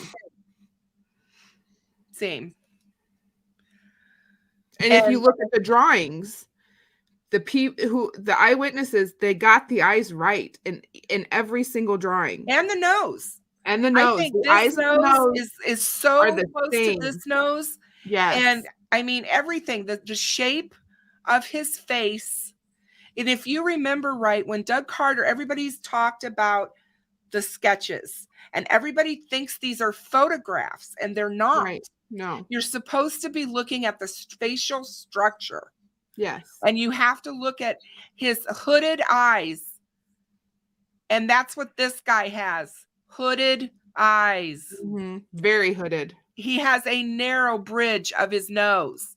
Narrow bridge of his nose. It comes down to a very strict point, which you see in that top drawing. And he has a flared nostril almost. And he's got a flared nostril. You can see it in his pictures. I mean, it's, to me, there's his lips even. I mean, they even got the lips right. It's like the facial structures. It's just, it matches. And like Doug Carter told us, if you take these pictures and put them over top of each other, you're going to see it and drop them. There he is. And I see, I've had people tell me that they can't see this guy as being Richard Allen, but this is Richard Allen. You can see it. Take away, just look at the eyes, the eyebrows, and the nose. Cut everything else off. Don't look at anything else. Cover him up. Yeah, just cover all And- that stuff up and Stuff just up. look at this part of his face. That is that face right there. Yeah. And this drawing was done on February 17th, 2017. That's when this rendition of Bridge Guy was given. Why we didn't get it for 2 years? I can't wait for Doug Carter to tell us that. Well, and I think it's going to be interesting to see. I want to hear how the defense continues their narrative of how he didn't change his looks. Because he's obviously put on a lot of weight. Oh, yeah. And he carries himself bald now. And facial hair changes the way men look drastically. Oh, yeah. You see the videos of women's husbands who have had a beard the whole time they've known them, and then they shave it off and they don't know who it is. Yep. So facial hair really can affect the way that a person looks. I mean, yeah, I just, and these are the things that the FBI asked us to look for. When they had that very first press conference and the FBI agent was standing at that podium and he was talking to us and says, hey, look for people who've changed their image. Look for people who, people have been saying they never saw him in blue jeans after the girls were killed. I don't know if that's true or not. I don't know if there's pictures of him out there in blue jeans or not. But it looks like he wore a lot of athletic shorts and a lot of athletic tight pants. So who knows? But those are one of the things that you're supposed to, in the profile, look for.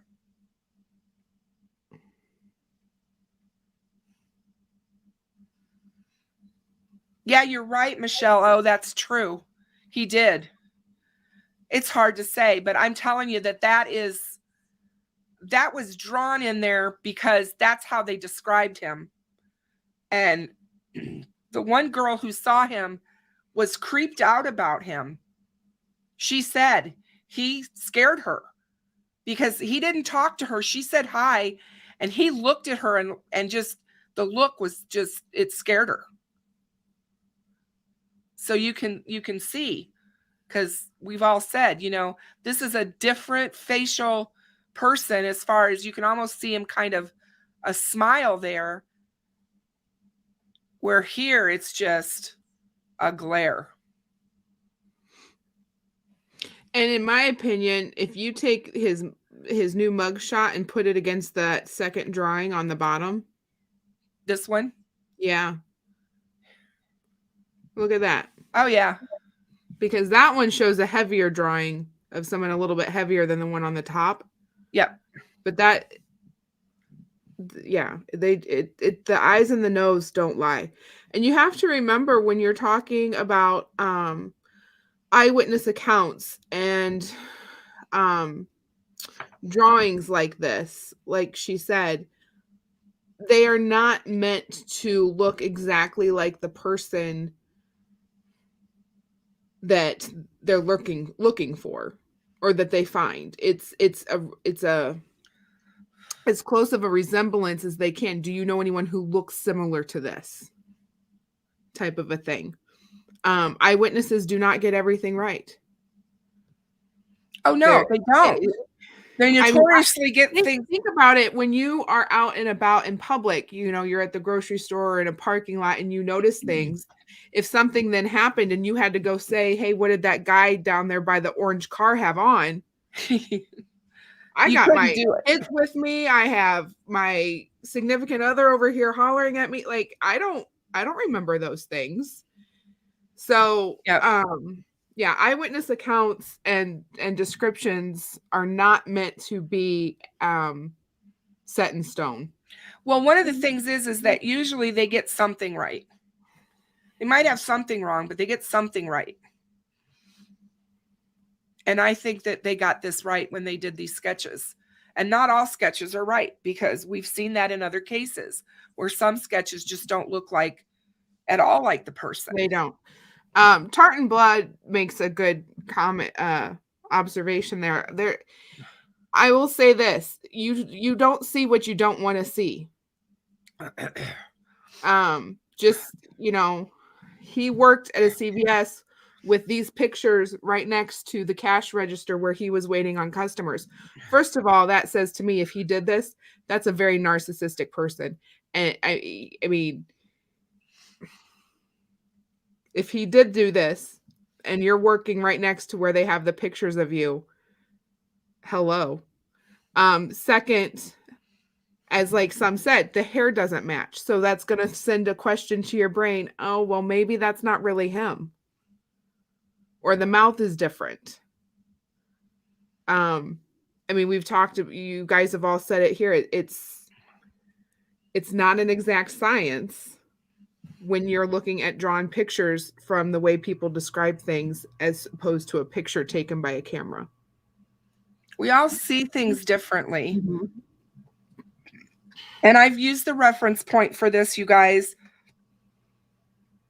How many of you have been to a wedding shower or a baby shower where they bring the bride or they bring the new mom into the middle of the room, they spin her around, they, whatever, they take her back out, and then they make you write down the things she was wearing, all these different things that you have to remember in this quick, short amount of time. And this is a person that you know and love. I would like to point out, we played that at my bridal shower. My mom got my hair color wrong. So it's, she wasn't thinking clearly, obviously, when she was, filling out the questions and trying to remember everything else about me that day. So those are just the types of things. No matter how well you know someone, under stress or different types of things, you don't put it 2 and 2 together. And honestly, how many people in the area every day they were walking through were looking for somebody like this? You know what I mean? Because most of us don't think people can do what happened to these 2 girls. That, and I also believe that there was a lot of people that weren't looking for Bridge Guy locally. Yeah, they didn't think he was from there. They did not believe that he was from Delphi. No. They just didn't. Even though, law enforcement kept saying that they thought he was there.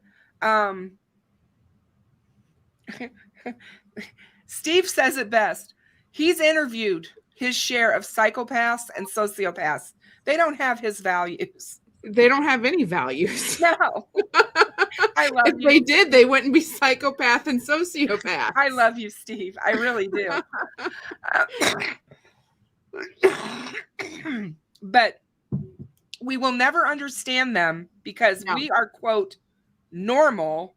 Yeah. And they aren't. We have a conscience. They don't. Yes, exactly. And to me, him keeping the clothes, him keeping the car and all the other stuff. Well, maybe he kept other things from the crime scene. We don't know. Like I said, we don't know. And to me, that is just bolden.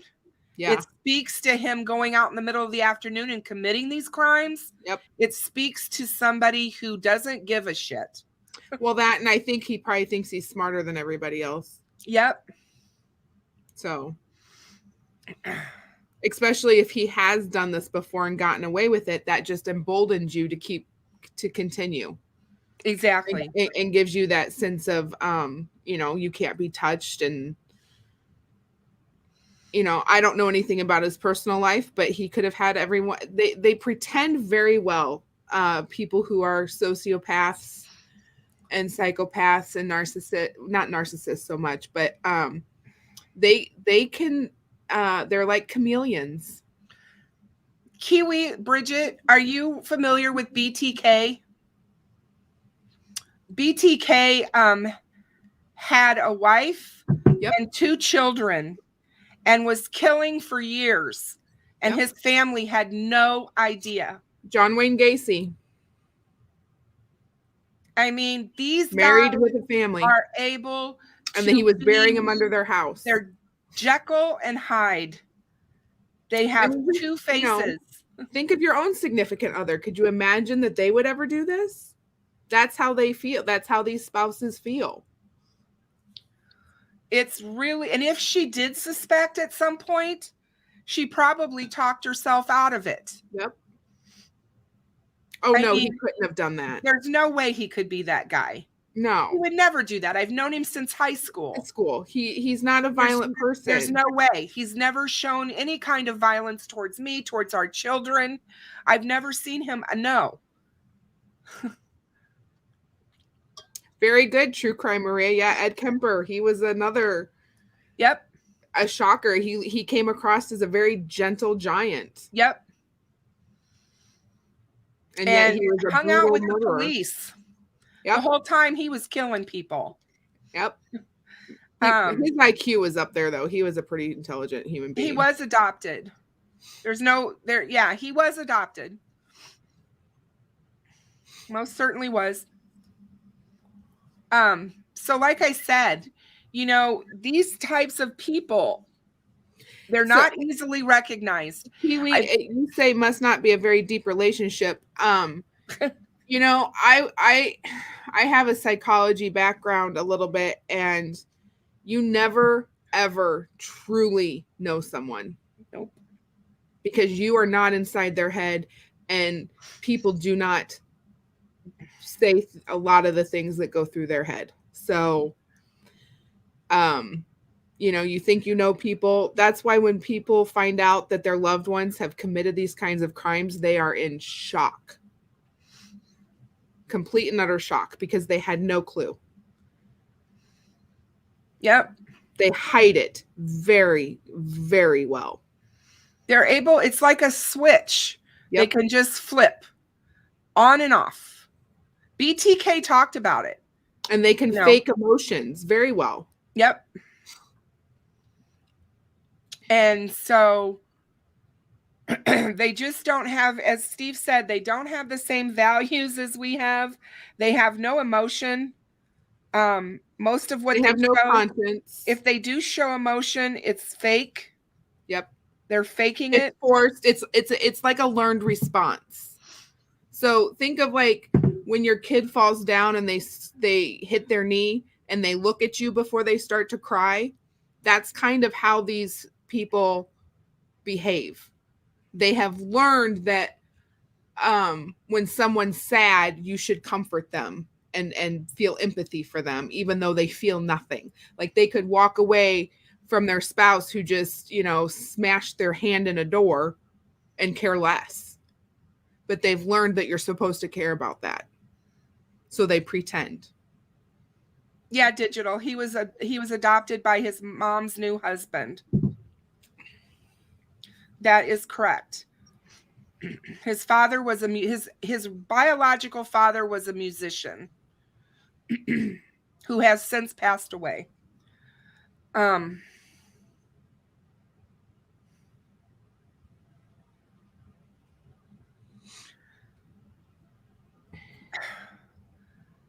I think that we just need, like I said, we just need to follow Perry's advice. We need to remember why. Hang on a second. I want to get these closed. Oops, wrong one. I don't want to close that one. What was I trying to say? We need to pay attention to how we're telling this story, how we talk about it, how we interact with it, with the forefront of our mind, always remembering he's innocent until proven guilty. He is. I think there are a lot of things that they've shown us right now that point to why would anyone put themselves on a bridge, not just on the trails. His lawyers didn't say anything about him being on the bridge. They just said he put himself on the trails. He put himself on the bridge at the exact same time that the girls were there. That's pretty damning, you guys. He's got to be able to explain that. He's got to be able to explain why he was there. And I don't believe watching fish is why he was there. Somebody said, what if it was a Freudian slip and he was talking about catfish? Well, even let's say he is bridge guy and he didn't do it, then he would have seen something. He would have known something, because that's when they were taken down the hill. Good night, Michelle. Thank you so much for being here. Because so then why wouldn't he have come forward at some point and say, hey, I saw this? I mean, my feeling is, if they're going to say that, yeah, they put out the picture of him on the bridge and said, we need to talk to this guy, and then they made him a suspect, and now the attorneys are trying to say, well, he did come forward, but wait a minute, it's on the video. He had a gun. The girls say gun. That's in the probable cause affidavit. One of the girls says gun. We know that this man on the bridge, if that's him, had a gun and was ordering them guys down the hill, which is a kidnapping. Yeah. I just don't know how they can say that that was not evidence, or that everybody's saying that that's flimsy evidence. And Rose, you would be mistaken, because people who commit these types of crimes keep all kinds of crazy things, body parts, things of the victim that belong to the victim, things they used in the crime. They keep all kinds of things. They relive those fantasies. His attorneys, Rose, came out today and said he did keep all of the clothes that he wore that day, including the jacket. So I'm just telling you that he didn't give the police anything. The police took it. He wasn't in the house to give them anything. You don't get to give the police your evidence that they're taking. He wasn't in the house at the time. No, you have to leave the house when they do a search warrant, I believe. Even his own attorneys came out today and said he kept all of that stuff down to the car. And whoever saw him walking muddy and bloody at 348 or 349, when they saw him, that means that he would have gotten that in his car, you guys.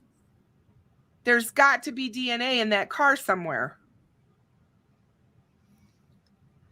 So it will be really interesting to see what more evidence they have. We're going to have to wait, but it will be interesting.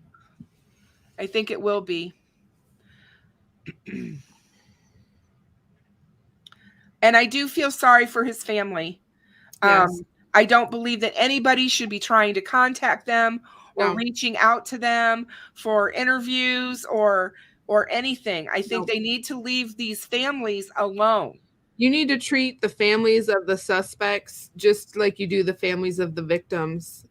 They are innocent bystanders in these situations. They are. They're victims. They're his. Yes. They're his next victims. He victimized. If he's bridge guy, he victimized Libby. He victimized Abby, and now he's victimized all of his friends and family and people who loved and cared for him. Yes, including his mother, who was in court. From what I understand, when he was in court the last time, she was there. Yep. So, yeah, just kind of keep that in mind when you guys are going over the case and stuff. But there's a lot, like I said, there's a lot to unpack with this case. There always has been. That's not going to change anytime soon. I think it's going to get more and more as we head into it. I do see the court granting the change of venue. I think they have to. I do think that if they've asked 150 miles away, that's going I to don't be know that that's enough. That's going to be southern Indiana. That's going to be really hard on the families to be able to be in court every day. So I don't know what they're going to do, but I do think they will move it. And I think it's a good thing. It's too tainted in Carroll County for him to get a fair trial there. Tartan Blood, I think you're spot on. Everybody wants this case to be solved for Abby and Libby, and sadly, we may never know the why. Yep, there's a lot of things that we may never learn. We may never know. We still aren't into court yet, and because Abby and Libby were minors, and depending how horrific their injuries were, and what they did to them, or what he did to them, or whoever, we may never know that stuff. The judge may not allow that to ever be out. So just remember that, you guys.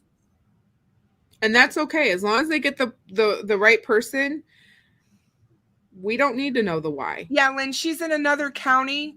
She's coming to Carroll right now for the hearings. But what I would really like to see is for them to name a special prosecutor. That's what I would like to see happen. I'm not 100% confident in Nick McClellan. He's never tried a case like this before. That bothers me. But I don't know that that'll happen either. So you got to remember this whole area where we're talking, they don't have a lot of people that live there. And they have to go with in the state of Indiana, they have less than 20 public defenders who have death penalty experience.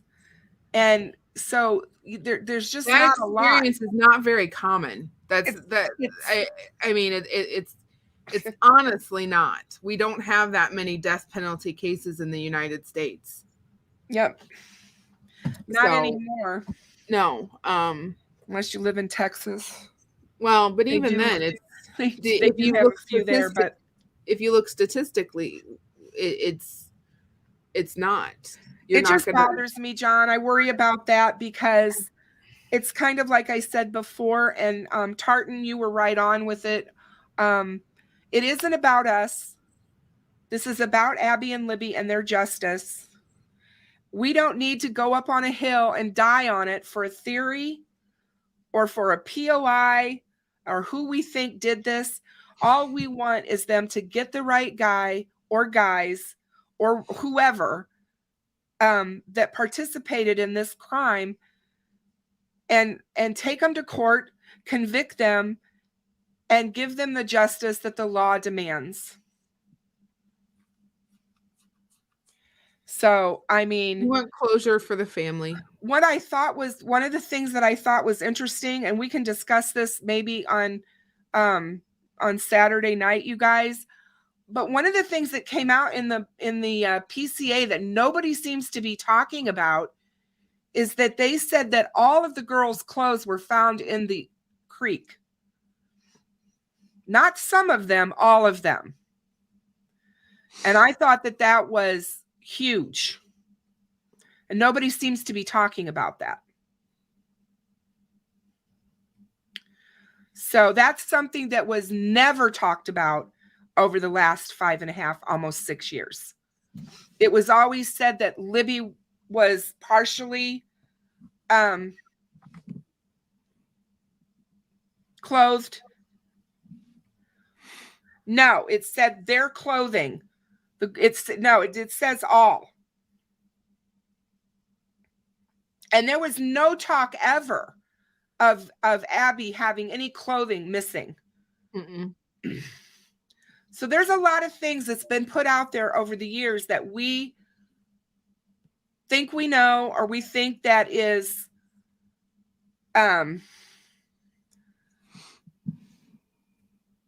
fact that's not, I guess is what I want to say.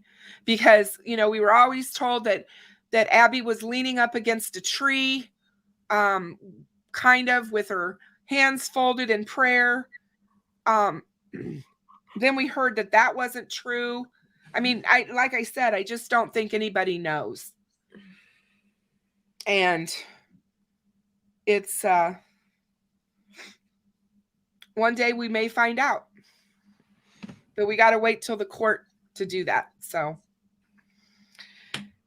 anyway, guys, I think it's time to get off. I know Nicole probably thinks it's time to get off. Mm-hmm. You got work tomorrow, my dear. I do.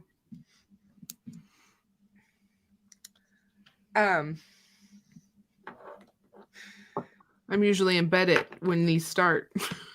Yes, you are. Usually, most certainly are in bed when these start. Well, I'm glad that you joined me tonight. It was quite fun. It was fun. I'm excited to do Casey Anthony, though. I am. That's my Delphi's hers. Yeah. Casey Anthony is mine. So that'll be an interesting topic. Yeah. For sure. Yeah. That's interesting, Mama Libra, because you're right. The Ron Logan search warrant differed in the description of what was missing. You are correct. Oh, Kiwi, I'm glad you were here to meet her. I'm really proud of her. She's got a great mind. She follows true crime. And we bounce things off of each other all the time. And she's got a psychology background. She really is good with figuring out puzzles. You don't ever want to play a board game with her where figuring out puzzles is part of it, because she will whomp you. I'm here to tell you. Hey, Rosie. Good to see you. Thank you so much. I'm always happy to be here. Oh, Melissa, I'm here to tell you, when I posted on my community page today about Chris Watts, the fact that they took away his email because he was found emailing that woman he was seeing before he killed his family, I was just floored. Absolutely floored. How do these people get email privileges in prison? Mom, they get all kinds of stuff. I'm what like, are you talking about? Supposed to be prison. They get cell phones. Give him a piece of paper and a pen. I'm sorry. That's just, I was just floored. But thank you to all my moderators that stuck with me. I know it was a long night. Okay, I apologize, Maria. I thought it said all. So both of them had clothes that were off their bodies.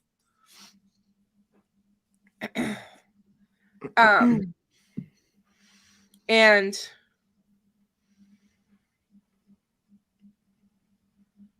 Steve brought up the other night that maybe Libby grabbed a hold of the slide on the gun, and that's how the bullet ended up on the ground. Because if she grabbed the slide and pulled it, and one was in the chamber, it would have ejected it out. That's a good theory. And it's very, very possible. Mm-hmm. What a hero she was in so many respects. I still believe that she is going to be instrumental in this case, and her video and her audio is going to be very instrumental in the court in this case.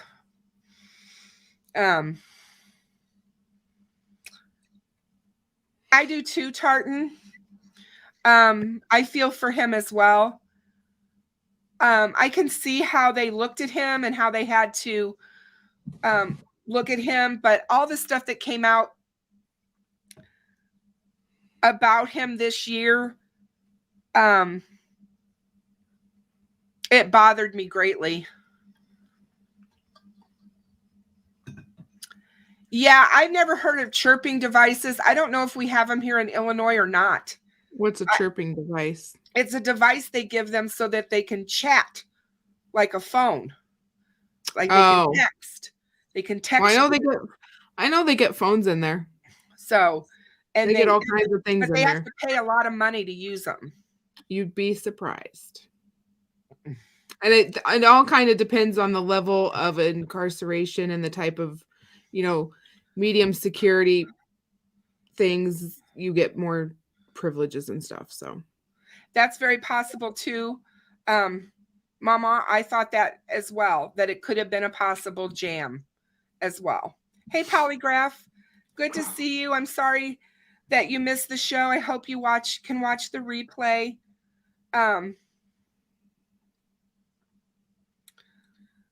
It seems really strange that the